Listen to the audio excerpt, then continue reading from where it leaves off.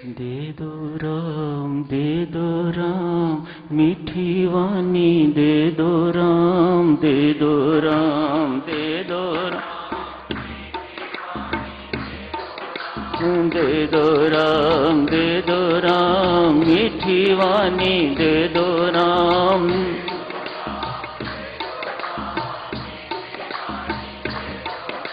दे दो राम, दे दो राम, मीठी वाणी दे दो राम, दे दो राम। दे दो राम, दे दो राम, दे दो राम, दे दो राम, दे दो राम। दे दो राम, दे दो राम, दे दो राम, दे दो राम। दे दो राम, दे दो राम, मीठी वाणी दे दो राम, दे दो राम। दो राम, दे दो राम, मीठी वाणी दे दो राम, दे दो राम, दे दो राम, मीठी वाणी दे दो राम, दे दो राम, दे दो राम, मीठी वाणी दे दो राम, दे दो राम। दे दो राम, दे दो राम, दे दो राम, दे दो राम, दे दो राम, दे दो राम। दे दो राम, दे दो राम, दे दो राम, दे दो राम, दे दो राम, दे दो राम, दे दो। दे दो राम, दे दो राम, मीठी वाणी दे दो राम, दे दो राम, दे दो राम। दे दो राम, दे दो राम, मीठी वाणी दे दो राम, दे दो राम, दे दो राम, मीठी वाणी दे दो राम। उपदेश मंजरी के अंतर्गत एक एक करके सभी प्रसंग खत्म हुए हैं। आज अंतिम प्रसंग था शिष्टाचार। अनेक सारे प्रसंग साधक सुनो उपदेश मंजरी के अंतर्गत आप जी ने पढ़े हैं। सबके सब अनुकरणीय हैं, जीवन में उतारने योग्य। आज स्वामी जी महाराज ने अंतिम पंक्तियों में फरमाया है, मिलजुल कर कर्म करना, हरि गीत गाते रहना शिष्टाचार है।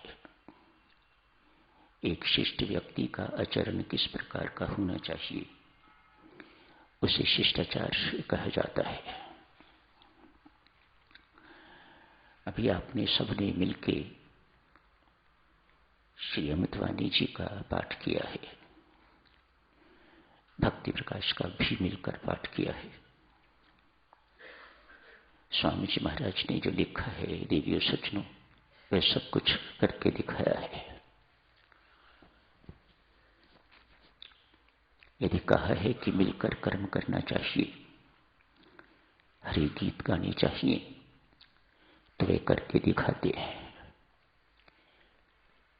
अमृतवाणी का पाठ सब मिलकर करते हैं, भक्ति प्रकाश का पाठ सब मिलकर करते हैं, रामायण जी का पाठ भी सब मिलकर करते हैं। ये शिष्टाचार है। अन्य बातें भी बहुत सी कही हैं, लेकिन शिष्टाचार का अंत तो इन्हीं पंक्तियों से किया है। होना भी चाहिए साधक सुनो।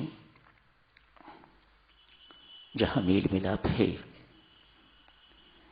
एकता है, वहीं मां लक्ष्मी का वास है।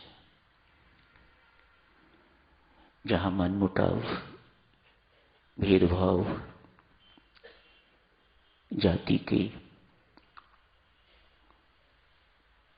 ऊंच नीच के, अमीरी गरीबी के, बड़े छोटे के, नए पुराने के भेद खड़े हो जाते हैं, वहां कलाक्लेश भी उसी मात्रा में जीवन में, परिवार में, संस्था में प्रविष्ट हो जाती है।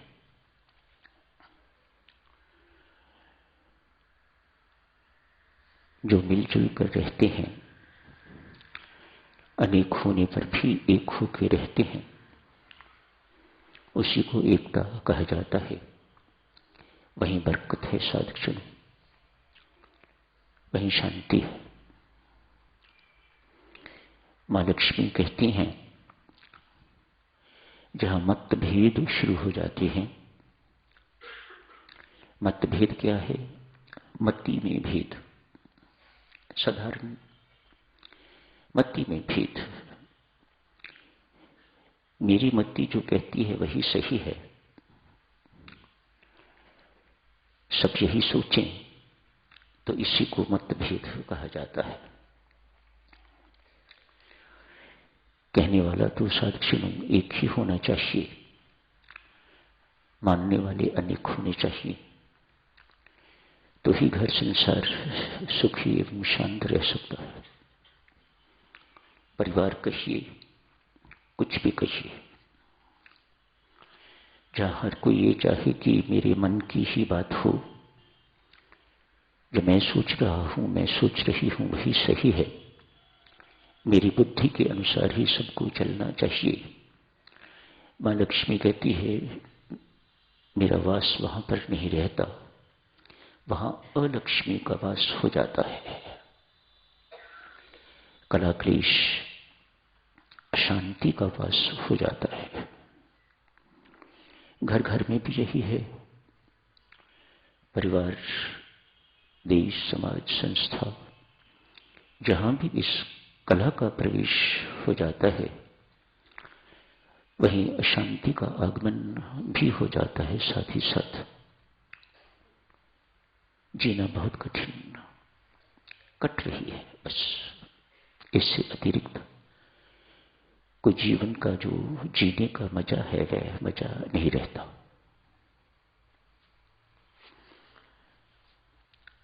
ये स्थान साधकजनों परमेश्वर के पास से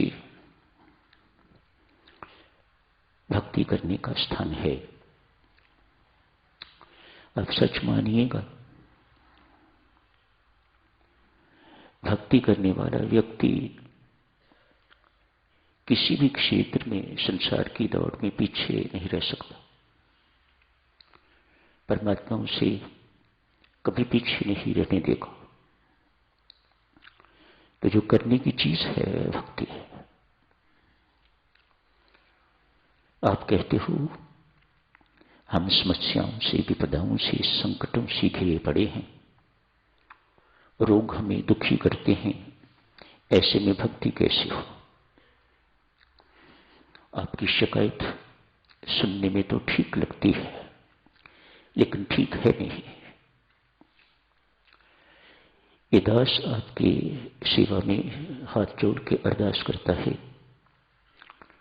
भक्ति करो, शेष सब कुछ अपने आप ठीक होगा। आप कहते हो, नहीं, पहले सब कुछ ठीक हो फिर भक्ति करेंगे। ऐसा होता नहीं है। इसीलिए संकट, विपदाएं दूर नहीं होती। आप ही विपरीत दिशा में चल रहे हो। भक्ति करो माता, सब कुछ अपने आप ठीक होगा। यदि ठीक नहीं होगा तो फिर भक्ति करेगा कौन? विश्वास से भक्ति करो। ऐसे स्थान, मैं ये नहीं कह रहा कि और स्थान ऐसे नहीं हैं। सभी स्थान जहां परमेश्वर विराजमान हैं, वे स्थान ऐसे ही होंगे जैसा श्री राम शरणम। श्री राम शरणम को किसी भी प्रकार से देवियों सज्जनों कम नहीं मानिएगा, छोटा नहीं मानिएगा। बहुत उच्च स्थान है ये। इसकी पवित्रता बना के रखना हमारा कर्तव्य धर्म है।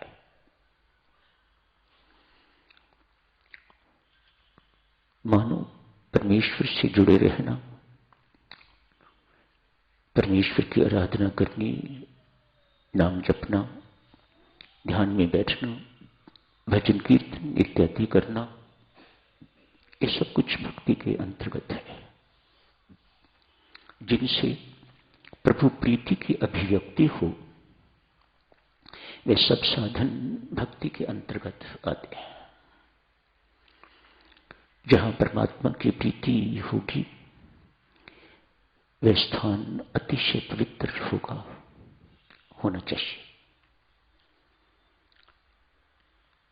यदि हम वहां पर नकारात्मक वाइब्रेशंस उत्पन्न करते हैं तो हम दोषी हैं, हम अपराधी हैं, मानो हमें उस स्थान की पवित्रता का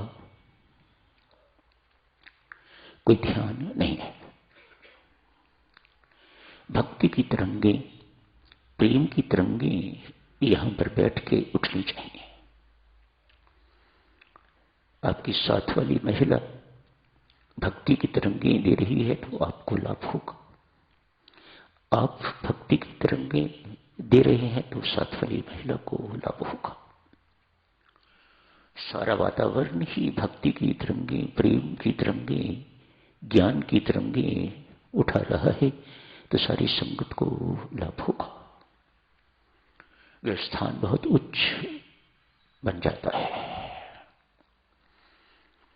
जिन स्थानों पर साधकजनों ऐसा नहीं है, उन स्थानों से दिव्यता उठ जाती है।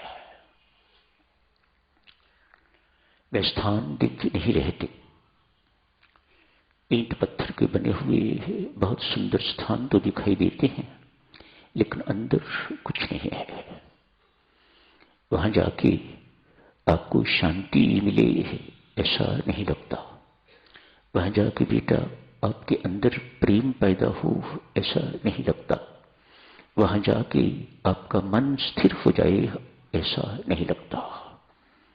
चंचल मन लेके व्यक्ति जाता है और अधिक चंचल बन के वहां से निकलता है। ये मतभेद की समस्या देवी सज्जनों सिर्फ हमारी ही नहीं, नीची जाति के लोगों को बहुत से धर्मस्थल ऐसे हैं जहां जाने की इजाजत नहीं। ऐसे स्थानों पर दिव्यता होगी, परमात्मा ही जाने, मैं कुछ नहीं कहता। एक सच्ची घटना देवी विदेश की, वहां भी ऐसी बातें होती थी, अब भी होती हैं। एक चर्च है, वहां के पादरी गोरे हैं, वे कालों को भीतर घुसने नहीं देते, बहुत कट्टर है।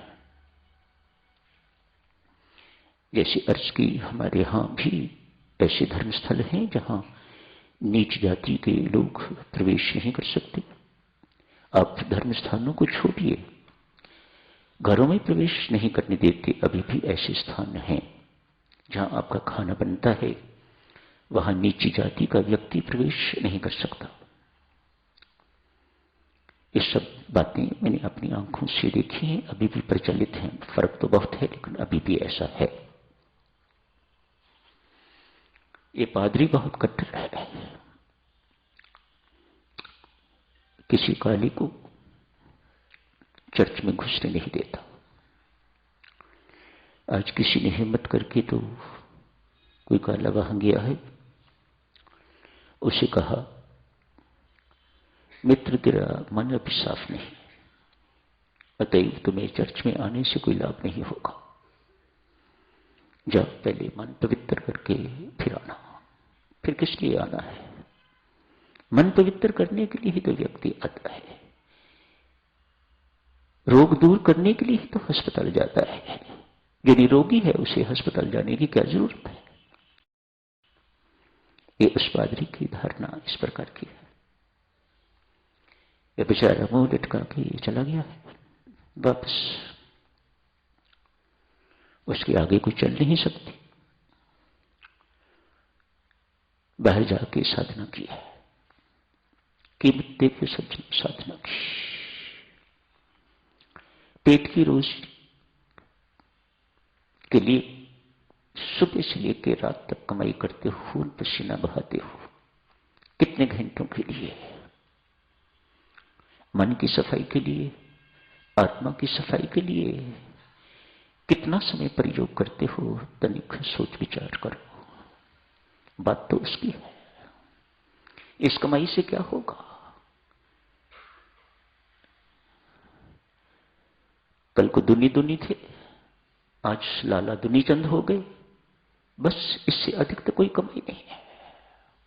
इससे आगे तो जीवन में कोई फर्क नहीं पड़ा। मन बिल्कुल वैसे का वैसा ही खोटा है, आत्मा वैसी की वैसी ही मलिन है। मानो अगले जन्मों की तैयारी है। जाके साधना की है, परमेश्वर की कृपा हुई। साधना जरूरी नहीं कि ये चर्च में ही की जाए, मंदिर में ही की जाए, गुरुद्वारे में बैठ के भी की जाए, कहीं भी की जाए। जहां भी साधना की जाएगी वहां अपना रंग दिखा के रहेगी। कहीं भी करके देख लीजिएगा, ये साधना की महिमा है। मन पवित्र हुआ, मन पवित्र हुआ तो निरोग मन हो गया, तो शांत मन हो गया। अशांति की सारी बातें बीच में से निकल गई, चंचलता की सारी बातें निकल गई। मन अचंचल हो गया है, बिल्कुल स्थिर हो गया है। चेहरा हर वक्त मुस्कुराता रहता है, अद्भुत सा नूर है चेहरे पर। उस काले व्यक्ति पर आभा है, उसके चेहरे पर शांत चेहरा हो गया। संयोग की बात है, आज वही पादरी सफेद इस व्यक्ति को देख बहुत चकित, बड़ा शांत मुद्रा में कहीं खड़ा है, कोई परवाह नहीं उसे। कोई जा रहे हैं, कोई आ रहे हैं, किसी प्रकार की कोई परवाह नहीं उसे। पादरी को ही बुलाना पड़ा। भाई, आप एक दफा चर्च में आए थे, अनेक वर्ष बीत गए, उसके बाद कभी आप आए नहीं। व्यक्ति कहता है, पादरी महोदय, परमात्मा स्वप्न में आए थे, मुझे आके कह गए तुझे उस चर्च में जाने की जरूरत नहीं। पिछले 10 वर्ष से मैं कोशिश कर रहा हूं उस चर्च में जाने की, उस पादरी ने मुझे ही चर्च में नहीं जाने दिया, तो तुम्हें कहां जाने देगा? जहां मतभेद होते हैं देवियों सज्जनों, जाति भेद होते हैं, किसी भी प्रकार का भी मतभेद है जहां पर, वहां दिव्यता नहीं रहती, वहां से दिव्यता उठ जाया करती है। परमेश्वर कृपा बनी रहे देवियों सज्जनों, हमारी मति ठीक रहे, मतभेद न उत्पन्न हो। जो आनंद दूसरों का कहना मानने में है, वह कहना मनवाने में नहीं है। सच मानो इस बात को, पर किसी न किसी को तो कहना मनवाने वाला बनना ही पड़ता है। जो आनंद कहना मानने में है, वह जो आनंद छोटे बन के रहने में है, वह बड़ा बनने में नहीं है। जो आनंद शिष्य बन के रहने में है, वह गुरु बनने में